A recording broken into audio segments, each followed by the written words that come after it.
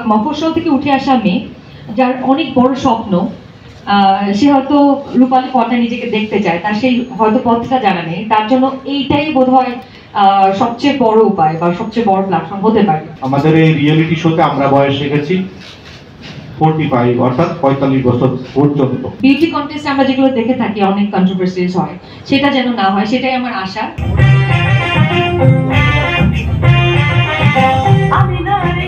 আরো রয়েছে অতিথি রোকায়া জাহান চমক।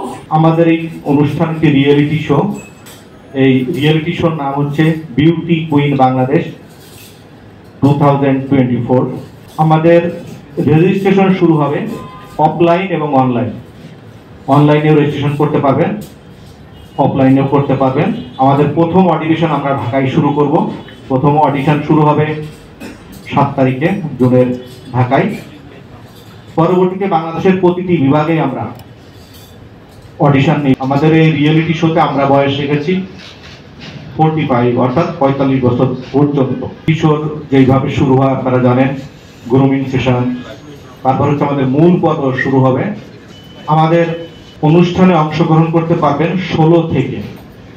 সাধারণত অন্যান্য রিয়েলিটি শো বিশেষ করে সুন্দরী প্রতিযোগিতায় হচ্ছে সাধারণত 25 বা 30 পর্যন্ত বয়স রাখা হয়। আমাদের এই রিয়েলিটি শোতে আমরা বয়স রেখেছি 45 অর্থাৎ 45 বছর পর্যন্ত। সেক্ষেত্রে আপনাদের প্রশ্ন থাকতে পারে 45 বছর পর্যন্ত কি মানুষ সুন্দরী প্রতিযোগিতা আসবে কিনা বা সুন্দরী থাকবে কিনা। বিউটি কন্টেস্ট আমরা যেগুলো দেখে থাকি অনেক কন্ট্রোভার্সিজ হয়, সেটা যেন না হয়, সেটাই আমার আশা। বা এই মুহূর্তের দুই বাংলাদেশ যিনি মাতিয়ে চলছেন, আমাদের শ্রদ্ধেয় জয় হাসান, উনি কিন্তু 45 প্লাস, এখনো কিন্তু অনেক সুন্দরীর চেয়ে উনি সুন্দরী। এই জন্য এরকম অনেকেই আছেন যারা হয়তো কোনো না কোনো কারণে অংশগ্রহণ করতে পারেননি অল্প বয়সে বা টিনেজ বয়সে। এই জন্য আমরা 45 পর্যন্ত রেখেছি। কিন্তু সেক্ষেত্রে আমরা 3টি ক্যাটাগরিতে আমরা আলাদা আলাদা উইনার ঘোষণা করব।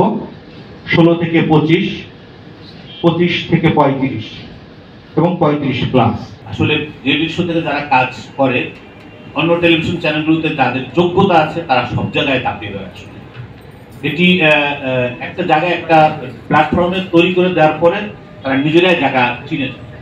এবং সে কারণেই এই ধরনের সংগঠনগুলো বা এই ধরনের প্রতিষ্ঠানগুলো যে ধরনের এই যে মিস ওয়ার্ল্ড কিংবা মিস বিউটি কুইন যেটা বলা হচ্ছে, এবং এই ধরনের সংগঠন, এই ধরনের প্ল্যাটফর্ম খুব দরকার। সুন্দরী প্রতিযোগিতা বিষয়টি আমার বরাবরই খুব ভালো লাগে, কারণ আমার মনে হয় সাউথ এশিয়ান এই কন্টিনেন্ট কিংবা আমাদের ভারত উপমহাদেশের মেয়েরা অন্যান্য পৃথিবীর অন্যান্য দেশের থেকে একটু অন্যরকম সুন্দরী হয়। সো আর সমস্যাটা হচ্ছে এখানে আমরা যেহেতু একটু কনজারভেটিভ দেশ comparatively to other western countries or অন্যান্য থেকে, তো আমাদের যে ঝামেলাটা হয়, আমরা পারিবারিকভাবে খুব একটা সাপোর্ট পাই না মিডিয়াতে কাজ করার জন্য। স্পেশালি আমি নিজেও পাইনি। আমি যখন শুরু করতে যাই, আমার পরিবার ইভেন এখনো my father is not supporting me. So আমি এই জায়গাটা বুঝতে পারি, একটা মেয়ের জন্য এই মিডিয়াতে কাজ করাটা, আমাদের পুরো ভারতীয় উপমহাদেশের কথাই বলছি, শুধু বাংলাদেশ না, আমাদের মিডিয়াতে কাজ করাটা বেশ কঠিন। আমাদের ফ্যামিলি এখনো টিপিক্যাল কিংবা বলবো যে যেটা সেফ সিকিউর প্রফেশন মেয়েদের জন্য, সেগুলোতে যেতেই বেশি উৎসাহ দিয়ে থাকেন আমাদের প্যারেন্টস। তো সেক্ষেত্রে বিউটি কন্টেস্টগুলো যেগুলো হয়, আমাদের এই মিডিয়াতে কাজ করার জায়গাটায় অভিভাবক হিসেবে কাজ করে। মানে যখন আমাদের পারিবারিক সাপোর্টটা হয় না, তখন বিউটি কন্টেস্টের জায়গা অর্গানাইজার বা এখানকার সংগঠকরা যেসব মেয়েরা নিজে থেকে কাজ করার সুযোগ পায় না, তাদেরকে একটা রাস্তা করে দেয়, পথ দেখায় এবং তাদেরকে যথাযথ সাপোর্ট দিয়ে থাকে, সিকিউরিটি দিয়ে থাকে। That's a big thing. কিন্তু আমার মনে হয় যখন একটা মফস্বল থেকে উঠে আসা মেয়ে যার অনেক বড় স্বপ্ন, সে হয়তো রূপালী পর্দায় নিজেকে দেখতে চায়, তার সেই হয়তো পথটা জানা নেই, তার জন্য এইটাই বোধহয় সবচেয়ে বড় উপায় বা সবচেয়ে বড় প্ল্যাটফর্ম হতে পারে। তো আমি আসলে এই শোটা সম্পর্কে অনেক কিছু জানি সেটা না, আমাকেও আসলে গতকালকে একটা ইনফরমেশন দেওয়া হয় যে একটা বিউটি কন্টেস্ট অর্গানাইজ করছে তুর্কি ভাই।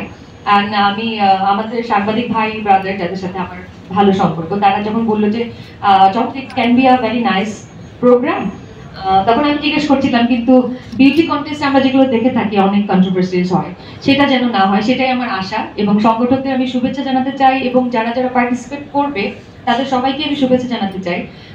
আমার মনে হয় এটা একটা ভালো এবং ফেয়ার একটা প্রতিযোগিতা হবে, যেখানে আমরা সুন্দরী বলতে কিন্তু শুধু বাহ্যিক সৌন্দর্যতে আমরা বুঝি না, আমরা একটা প্রপার বুদ্ধি, মননশীল এবং ট্যালেন্টেড কিছু মেয়েদেরকেই আমরা চাই আমাদের মিডিয়াতে আসুক।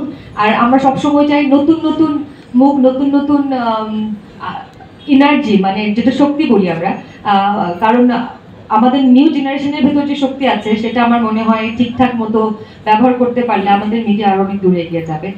সংবাদ, ফিচার ও অনুষ্ঠানের জন্য ভিজিট করুন সংবাদ প্রকাশের ওয়েবসাইট এবং যুক্ত থাকুন ফেসবুক পেজ ও ইউটিউব চ্যানেলের সঙ্গে।